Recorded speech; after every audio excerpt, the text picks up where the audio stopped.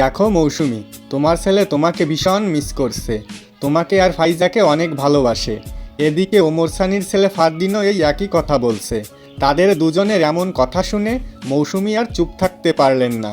তিনি এক ভিডিও বার্তায় সানি ও ফারদিনকে উদ্দেশ্য করে বলেন, খুব তাড়াতাড়ি আমাদের দেখা হবে, আমরা আবার একসাথে থাকব। হ্যাঁ বন্ধুরা, আপনারা ঠিকই শুনেছেন, মৌসুমি এমনটাই বলেছেন। স্বামী স্ত্রীর মধ্যে মান অভিমান রাগ হওয়াটা স্বাভাবিক। সানি ও মৌসুমীর মধ্যে ভুল বোঝাবুঝির জেরে প্রায় 3 বছর তারা আলাদা থাকেন।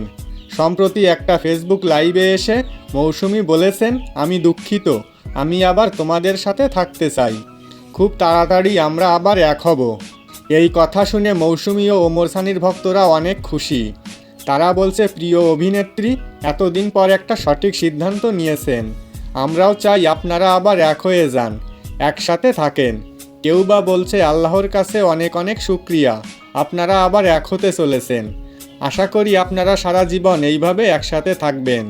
তো বন্ধুরা, মৌসুমী আর ওমর সানি যদি আবার এক হয়ে যায়, তাহলে আপনারা কে কে খুশি হবেন তা অবশ্যই কমেন্ট করে জানাতে ভুলবেন না। দেখা হবে, কথা হবে পরবর্তী কোনো ভিডিওতে।